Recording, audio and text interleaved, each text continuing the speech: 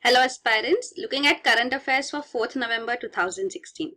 Now the news items which we have picked up from today's Hindu newspaper are around 16 in number.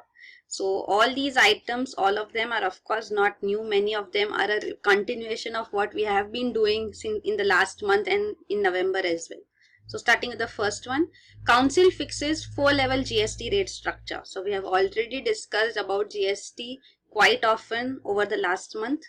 So GST Council, which is a council comprising of the finance ministers of all the states, headed by the Union Finance Minister, Mr. Arun Jaitley, presently has a fresh meeting conducted. In the last meeting, they could not come up with any conclusion. So conclusion is required regarding the GST tax rates. So the slabs which the center had recommended, they have been accepted with some modification. Even the cess has been accepted now. So the taxation rates would range from 0 to 28%. There are 4 rates. One is 0%. 0% is for all those commodities like food grains, which comprise majorly of the consumer inflation basket. So consumer price index inflation basket, whatever commodities are included in them, almost half of them will be taxed at 0% rate. So that is one decision finalized. The next slab is 12% and 18%. These two are standard rates of GST for which most of the goods and services would be taxed at this rate. So even it says FMCGs, which means fast moving consumer goods. Commodities like soap, toothbrush, toothpaste, all these commodities are called FMCGs. So these commodities would also go under the standard taxation rate. Which commodity would come under what rate is not yet finalized. So that decision will be taken in further meetings now. So that is the second and third rate after 0%, and the fourth rate, the highest slab, is 28%. So this 28% slab is for white goods, or what they call as demerit and sin goods. So white goods are basically large electrical appliances which are used in households like refrigerator, washing machines. So all these are generally white in color. So the term given here, white goods, implies that. Then for demerit and sin goods, which are goods of not of merit or which are sin, like consumption of tobacco or high-end luxurious items. So these goods will be taxed at the highest slab, and that is 28%. So this has been decided. Then the next decision, which was on the cess, they have decided there will be a cess imposed based, and the rate of cess will be such that the tax incidence level would remain the same. Means if some commodity is taxed at 35% right now, then about 28% a cess would be imposed on it, so in such a way that it makes the tax incidence same. So that has been decided and accepted. So these are the decisions accepted. The cess is there for a period of 5 years to ensure that the compensation which would be given to the states. The center has taken this responsibility under the GST Act, which has been constitutionally passed now. So the center will fulfill this obligation through this cess amount. So that is how they have finalized it. Only the clean environment cess will remain. All other cesses have been eliminated. So that is the decision which has been taken here. So in the box also you can see on luxurious items and white goods, sin goods, it is 28% cess, FMCG is 18%, common use goods, the next slab, and then the 0% is for food grains and other essential consumer items. So this is there. Cess will be there on ultra luxury cars, tobacco, pan masalas, aerated drinks. So these are demerit or sin goods which are unhealthy for the body and considered unhealthy for the society also. So that is about this. Then the next news item is PM makes a pitch for concurrent elections. This was debated quite often in the last month and before too. But now again the Prime Minister has said that this debate has subsided. The media should pick this issue and there should be debates on simultaneous elections. Simultaneous elections to central legislature as well as state legislative assemblies. So that is the plan which they want to implement, and the government wants inputs from the people, from the experts about how this is possible.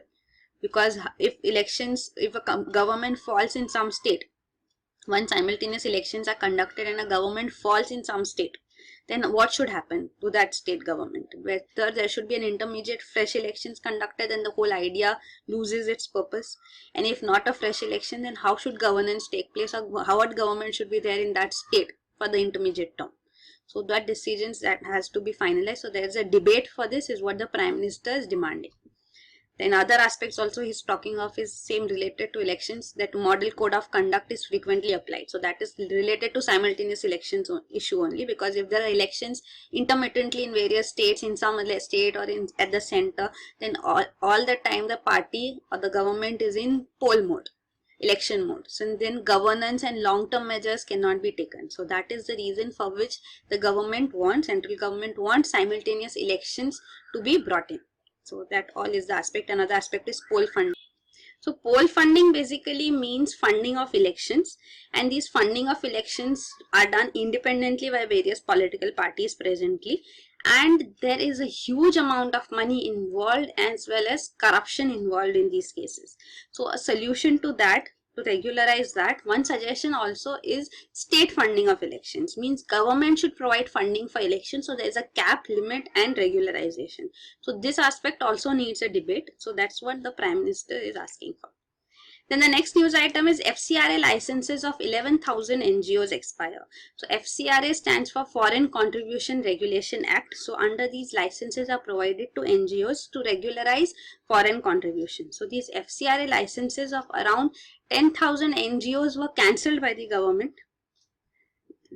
a little while back, and now presently the news is that around 11,000 NGOs licenses stand cancelled because they have not been renewed on time. So these are another 10,000 NGOs suffering because of this. So NGOs of course claim that they had put in all the documents required, but government has cancelled their licenses. The many prominent NGOs are involved in the present case. Adani Foundation, Salam Balak Trust, Oxfam Trust, Tata Memorial Trust have their FCRA licenses cancelled presently. So this is the news again. Government wants to regularize foreign money coming into the country through NGOs, and for what purpose are they used? So this is the concern of the government presently. So we have seen earlier too, even the US Secretary of State Mr. John Kerry made a strong pitch for a Christian NGO whose again license was stalled and it was kept into prior permission category. So that also the government responded by lowering down its bars, but then the government claimed that these NGOs are involved in religious conversion, so they want to keep a check on such NGOs. So there are such cases. Then the next news item is about ITBP, Indo-Tibetan Border Police Force, and Chinese forces face off in Demchok over water project. So this is an irrigation project which has been initiated under MGNREGA on the Indian side across the LAC. LAC is line of actual control, the boundary line in Jammu and Kashmir again between India and China. So in some cases LAC is extended beyond this too. So LAC also includes the McMahon line. So we have earlier discussed about Radcliffe line, which is the international border between India and Pakistan beyond the LOC, and this is the the McMahon line, which is the boundary decided by the British Commission. So both were appointed together at the time of independence, and Radcliffe and McMahon lines are on the western and eastern sides respectively. So LAC and the McMahon line further decides the boundary between India and China presently. Sometimes LAC is taken till the entire, including the entire McMahon line. The reason being that McMahon line is not accepted by China because it says this is by an independent commission of Britain. So Chinese side was not involved in that. So how can we accept this McMahon line as a boundary with India? We do not accept it. It was not our sovereignty which was taken into consideration there. So these are the cases. That's why they says that Arunachal Pradesh is part of China and not India, because that was decided by Britain. So these are the reasons. So here you can see the LAC is because Aksai Chin region, which has been occupied by China after the 1962 war. So this is Jammu and Kashmir region. This you see is the LOC, Siachen Glacier lies here. LAC is this red line which you see here. And then it goes beyond. So beyond Jammu and Kashmir, this is actually the McMahon line, but then sometimes also included under LAC. And Demchok, where this face-off happened, is here in Jammu and Kashmir only. So the reason here being again that China says that all such projects which are undertaken near the LAC have to be approved on the other side. So Indian side says that no, only projects, constructions which are related to defense purposes have to be approved on the other side. Other constructions are allowed. So that is the Indian stand. So that is the reason why we see a face-off here. So the Chinese personnel had come across very close to the LAC and they were refusing to go back. So that was a stand taken by China that you cannot undertake such activities near the LAC. And India says it is an irrigation project. So a hot spring will be developed here in the village here. So let's see. Then the next news item is unhealthy lifestyle, major risk factor of stroke. World Stroke Day was recently observed on 29th October. World Stroke Conference was held in Hyderabad. So in this conference also there were discussions on occurrence of stroke in younger population to presently has become more frequent. The reasons for this given are also unhealthy lifestyle, and major risk factor is said to be consumption of alcohol. Next comes consumption of tobacco and high cholesterol levels because of unhealthy food being consumed. So these are the reasons. Urban lifestyle, which has resulted in stroke being more common in younger population below 50 years of age. And the type of stroke which is seen in this population is small vessel occlusion. So this is the vessel deep in the brain which gets occluded, means plugged. So the factors which are seen, the stroke signs are numbness of face, arms become weak, speech becomes difficult. So that means a person is suffering from a stroke. And this is the causes are of course hypertension and cholesterol levels due to these risk factors, unhealthy lifestyle. So the stroke is treatable, it can be prevented also. So bringing in awareness about that is also what this study speaks about. Then the next news item is first titanium project begins test production in Odisha. So in Odisha, Ganjam district, the first titanium project of India will be established by Saraf Foundation. This Saraf group had a deal with Russian entities, but then the Russian private company, these actually backed out. Now the Saraf group wants to independently undertake this project of titanium production, which is produced through the raw material. The raw material for titanium, which is a metal, is ilmenite. So from ilmenite, titanium will be produced, and presently titanium has various applications, because of which its unique characteristics, it can be replaced by steel, and it has much lesser density than steel and very high strength. So these are the factors. It is used in aviation sector, in aircrafts, in cars, and various other purposes. So it also is highly resistant to corrosion in seawater, aqua regia, chlorine. So these are the factors which make it very popular. So it is used in missiles also. It is used in desalination plants, medical processes, medical implants which are used, dental implants, jewelry, mobile phones. So it has various applications, and even the project which will be installed in India will be majorly catering to the exports. 75% of titanium produced will be exported. So that is the plans. In few months it says that it will be ready and established and ready to start production. So test production presently has started. Then the next news item is expert team to probe Odisha Japanese encephalitis death. So it says JE, Japanese encephalitis, has resulted in many deaths, especially of children in Odisha. So this has been in news earlier too. So presently an expert team has been sent to make a study here. There have been deaths reported every week almost. So there are unofficial records also said almost 80 people have died because of JE in Odisha.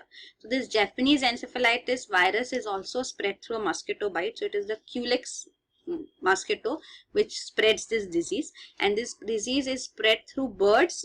The cycle is there in birds as well as in pigs, and especially in pigs the virus, JE virus, multiplies in their body cells. So pig is said to be the reservoir of this virus. So many culling of pigs have also been initiated in Odisha to eliminate JE and it from becoming an epidemic. So it does not pass from humans to humans, but through mosquito bites. Means mosquito bites a human is infected. Through human it cannot further transmit, but if like a mosquito bites a pig, the pig is infected by JE, and within the pig this JE virus will multiply, and another pig biting it will result in it further spreading to others. But through humans it cannot spread. So that is there. A vaccine is also available. So even mass vaccination program has been started off for JE in Odisha too. So this is about Japanese encephalitis. Culex mosquito transmits Japanese encephalitis. Symptoms are fever, vomiting, headache, neck stiffness, and seizures. Then if not treated, it can also cause brain damage. So children are most vulnerable to JE. So precautionary measures are required for this. This is actually an image from old data. So these are regions near Bangalore in Karnataka, but presently we see this in Odisha. Then this is about Munnar excluded from UNDP project. So United Nations Development Program had initiated a project, India High Range Mountain Landscape Project. So this is a project for conserving biodiversity of mountainous landscape in India, and a part of it is for Western Ghats. And Western Ghats range from Maharashtra, Goa, Karnataka, Kerala and Tamil Nadu. So the Western Ghats cover all these states. So presently the news is about Munnar, which is in Kerala, which has been excluded from the UNDP project by Union Ministry of Environment. So the reason for this being that Munnar had stalled approval for this because of the protected areas, PAs, which were decided for this project. So they said that these protected areas are including regions which are human inhabitations, and such regions should not be included, rather regions which are not inhabited should be included. So they wanted remodification or redrawing the boundaries of PAs under the project. So because of that, the Munnar region has been excluded by the government. So that is the news. This has been given even funding under the Global Environment Facility. So that is the grant which is provided. $7 million have been granted for this project already. So this is a major environment conservation project in India by UNDP, and this is the news. Kerala government also says that we will again reconsider it and steps would be taken to ensure that these regions are also included. So this region which you see here is the Western Ghats. So this is northern Western Ghats in Maharashtra. This here lies Gujarat. Then this Karnataka, central Western Ghats. Nilgiris lie here in all three states. Nilgiri is shared by all three: Kerala, Tamil Nadu and Karnataka. And this is the southern Western Ghats in Kerala and Tamil Nadu too. So this is about even the hills which are there. Western Ghats, Eastern Ghats. It shows the entire hill ranges of India. So you can go through them also. Then the next news item is Kairana Exodus National Issue, says Hukum Singh. So this is the BJP MP from Kairana Lok Sabha constituency. He says there's an exodus of Hindus from Kairana. So Hindu families are leaving en bloc Kairana town because of threats from Muslims. So this is actually a Muslim majority region. More than 80, around 90% population is Muslims in this town. But there are Hindu populations too, and many of them who were contacted by media groups after these claims being made. He came up with a list of families who have left Kairana town. It was seen that some of the families were still there and named in the list, and it was also seen that those families who left when contacted by the media, they said they had left for other reasons and not because of some threat.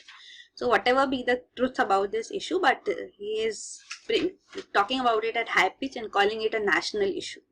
So that is about it. And also these families which had come to Kairana town were because of the sufferings which they faced due to the Muzaffarnagar riots. So all the Muslims were targeted and attacked in these riots. They majorly bore the brunt of Muzaffarnagar riots, and they are presently living in camps, rehabilitation camps, and they have also settled in Kairana village. So there's some truth to this too, that Muslims have also entered into this town.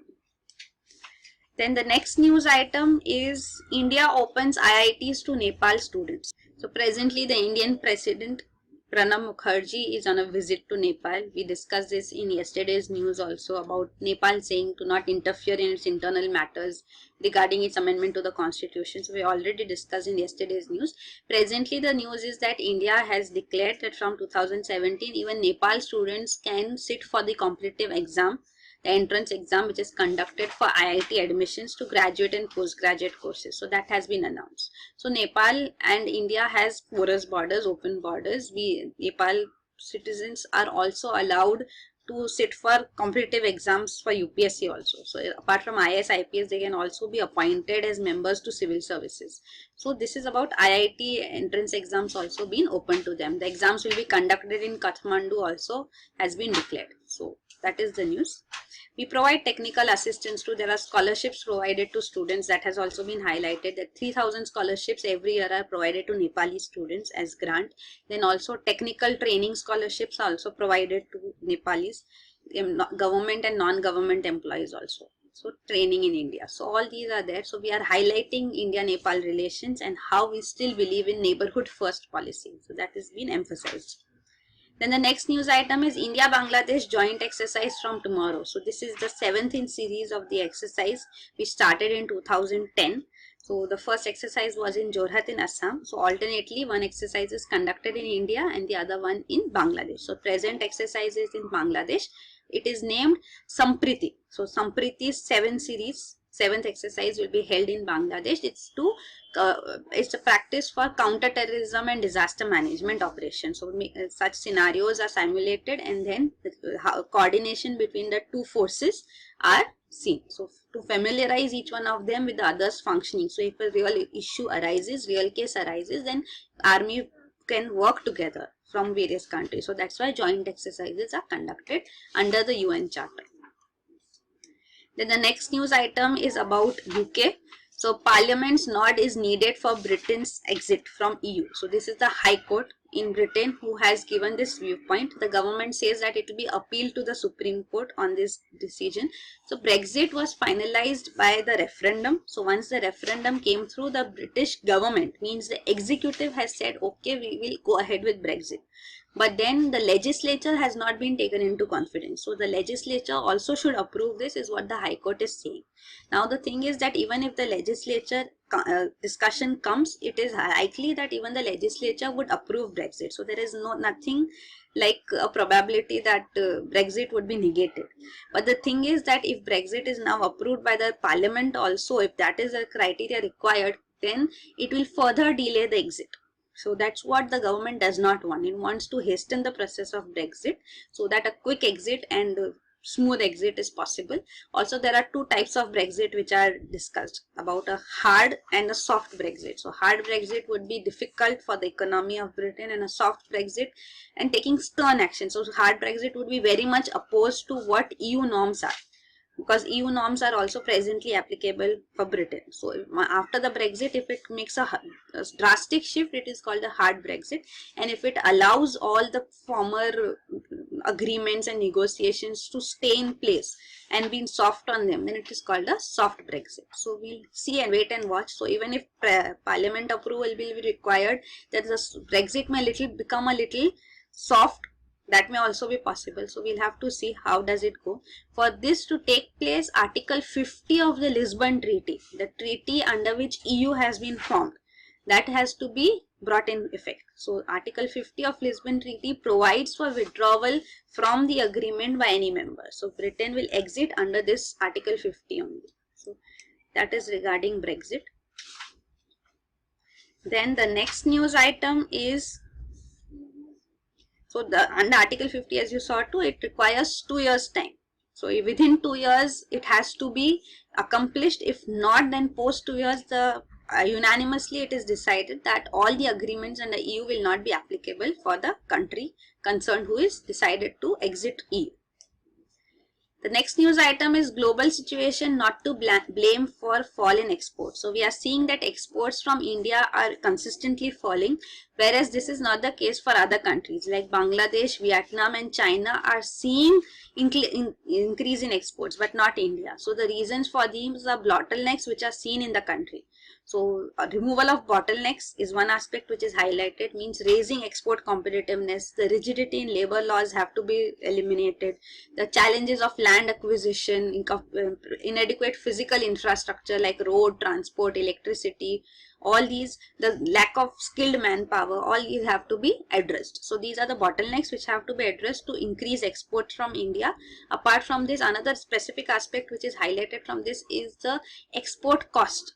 So cost of export means for one container export to take place in India, requires $1,332, whereas in Bangladesh it is $1,281, China $823 only, and Vietnam, Indonesia much lower at $610 and $572. So this is the export cost also is very high in India. So these are the reasons why export from India is not picking up at the same pace. So it says this is a report come out from CRISIL. So credit rating agency. So it says that India should emphasize on both export-led growth and domestic consumption-led growth, because China is saying going up the value chain, means it is not concentrating on lower-end exports but concentrating on higher-end exports now. So that area has been vacated by China. So India should strengthen its manufacturing sector and ensure that it captures the place vacated by China. So for that to take place, of course, bottlenecks have to be reduced, skilled manpower has to be in place, plus it has to reduce these costs which are involved. So that is what is highlighted, and India, it says, should go on a dual path. China has also declared that it will stop the export-led growth strategy, and now it will take over domestic consumption-led growth strategy. So CRISIL suggests that for India, both strategies have to be used, export-led as well as domestic consumption-led. We need to concentrate on both aspects. So that is there. Also the treaties, various treaties, FTA treaty with EU, negotiations have to be hastened on that. Even the regional comprehensive economic partnership, which is a FTA which we are negotiating with 16 Asia Pacific nations, so that also has to be, the pace has to become high now. So all these aspects are highlighted by this report. The next news item is Huansang stayed in Vijayawada to study Buddhist scriptures. So we discussed about Huansang on 2nd November also, when there was news that Chinese consulate in Kolkata is going to highlight the works of Huansang in a project. So this is again regarding him. He was a Chinese Buddhist pilgrim who visited India during the 7th century. He is a contemporary of Harshvardhan. Harshvardhan also welcomed him. Huansang visited Bihar. He stayed at Nalanda University too, and he also stayed in Andhra Pradesh in Vijayawada. So here he studied the third Buddhist text, the 3 Buddhist texts, Pali canons. They are in Pali language, so they are called Tripitakas. So these are the major scriptures of Theravada form of Buddhism. So Theravada Buddhism is of 2 types, Mahayana and Hinayana. So Hinayana is the older form, Mahayana is the newer form. So older form Hinayana means actually lower. So the another term which the Buddhists themselves of this group called are Theravada. So Theravada actually means old form of Buddhism. So Hinayana or Theravada is the same thing. So Theravada Buddhism, 3 Pitakas are Vinay Pitaka, Sutta Pitaka and Abhidham Pitaka. So it specifically mentions the Abhidham Pitaka, the last Pitaka, which was studied and copied. So earlier there was no printing. So Huansang also copied this text here and took it back to China. So that has been highlighted here. So that was in news. Then next is IISc produces a salt to combat bacterial infection. So this is regarding crystal engineering being used by a team of researchers of IISc in Bangalore, and they have formed a highly efficacious binary salt combining 2 drugs. So this combination of an antibacterial and antimicrobial drug has been formulated. The physical mixing, they say, is not quite efficient. So this binary salt which they have developed is much more efficient. So that's what is the news. There's nothing much in that. Then the next news item is NASA builds telescope 100 times more powerful than Hubble. So Hubble Space Telescope, which is there, launched in 1990. You can see here. So this Hubble Space Telescope has been orbiting the Earth. We have discussed this earlier too when we had discussed International Space Station. So IIS is at an altitude of around 400 to 420 kilometers. So that altitude also keeps on decreasing because of gravitational pull. So, and it has to be brought back into a higher orbit. So this is IIS orbit and this is Hubble Space Telescope orbit, the blue color. So that is at a height of 559 kilometers. So this is the telescope in space. So that is what we have in presently, and the successor to this will be Webb Space Telescope. So James Webb Space Telescope will be launched by NASA presently. So that's why it is in use, and it is 100 times more powerful than Hubble. So this launch will take place again. It will come in news. We'll hear about it. It is a joint project of NASA, European Space Agency and Canadian Space Agency. And this is 100 times more sensitive. The lens infrared camera which is there on Webb Space Telescope is so sensitive, it says that it has to be shielded from the rays of the sun too. So 5-layer sun shield has been developed, which is as big as the size of a tennis court. So that you can see how sensitive this camera is. So what they are planning to look at is look far away in space. So as far away as 100 million years to 250 million years after Big Bang. So when Big Bang took place, what happened, which were the first galaxies formed, we'll get information about it through these telescopes. So the reason being that as the Big Bang theory believes that everything spread apart in space. So when this Big Bang took place, everything has started moving. So the farthest objects, the earliest formed galaxies, will be known to us through this highly sensitive James Webb telescope. So that is the news. So that is it for today. You can see this Webb orbit too. One last thing, that this is the sun, the earth is this blue color and it orbits the sun. The moon orbits around the earth, and this Webb telescope orbit will be here. So it will be orbiting around L2. L2 is known as Lagrange's point. So this is a point which will always be in a straight line. So sun, moon and earth will always be in a straight line with respect to this Lagrange's point. So that is, sorry, not moon, sun and earth will always be in a straight line. So this is the orbit of Webb's telescope. So that is it for today. Thank you.